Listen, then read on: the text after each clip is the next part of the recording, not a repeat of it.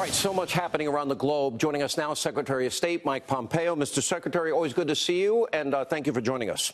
Good to be with you. All right, thank you, Sean. Thanks for having me on tonight. Here's Venezuela with one of the largest oil reserves in the world, 80% hyperinflation, poverty, bare necessities, chaos, two presidents at once, if you will. What's the situation? And obviously, your position, the president's position, is very important here. So the president had a chance actually to speak with President Guaido today. The quest for freedom is on. The Venezuelan people have made very, very clear that their constitution demands that Maduro not be the president of the United States, and the United States is prepared to support the Venezuelan people to achieve the freedom, democracy. You talked about it. This is a once wealthy nation with enormous natural resources, and yet we have a humanitarian crisis. We've had 3 million refugees leave Venezuela. This is a catastrophe, a man-made catastrophe by the Maduro regime, and we're intent on helping the Venezuelan people correct it. There's been a lot of talk about a second summit with Kim Jong-un. It's pretty amazing to me, the progress there, because no more rockets. It was happening on a regular basis, being fired over Japan, threatening the entire region, even threatening the United States. Hostages have been returned. The remains of American soldiers have been returned, and denuclearization talks continue. What is the status now of where those negotiations are, and when do you foresee another summit? So, Sean, I think we'll have a summit at the end of the month. That's the plan. That's what the North Koreans have now agreed to. It's what we've agreed to with them as well. We'll do it someplace in Asia.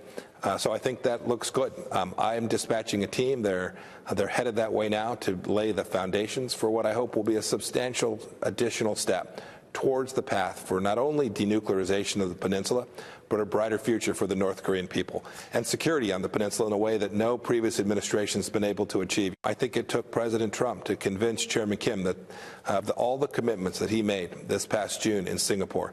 Now it's time for my team and all of the United States government to work with the North Koreans to execute that and to deliver on our commitment to denuclearize that peninsula.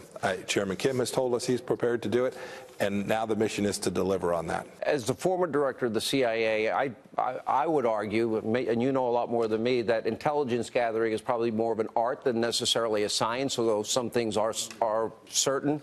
As it relates to intelligence, interpretations of Iranian capabilities, you have the president, you have Prime Minister Netanyahu, maybe disagreeing with some of the intelligence reports. I would chalk that up to maybe interpretation, but I'm guessing. What do you say? Yeah, I think that's right. I don't think there's much dispute. And having had the chance to be the director of the CIA, I think the intelligence supports that Iran presents a real risk and that they have the capability to enrich nuclear material, fissile material. They have increasing capacities and continue to work towards improving their missile program. Guess it was just last week, Sean, that they attempted to launch a space launch vehicle, which certainly would help them deliver on their missile program. These are all components that lead us to a place where they could one day have a system that threatens America. And President Trump has made clear we're not going to tolerate that. We're not going to let Iran end up where North Korea is today, and we have a set of policies in place to prevent that. Last question is about Syria, Afghanistan, American troops. The president wants to pull back on troops. We only have about 2,000, in my understanding, in Syria. Some members of Congress, some members in the Senate have disagreement. Is there a solution, and what is the real status of ISIS? Is it degraded to the point where it's not anywhere near the threat it once was?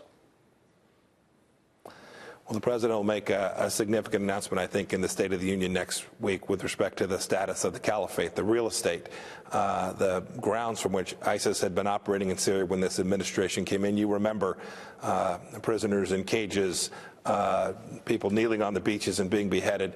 This was tragic.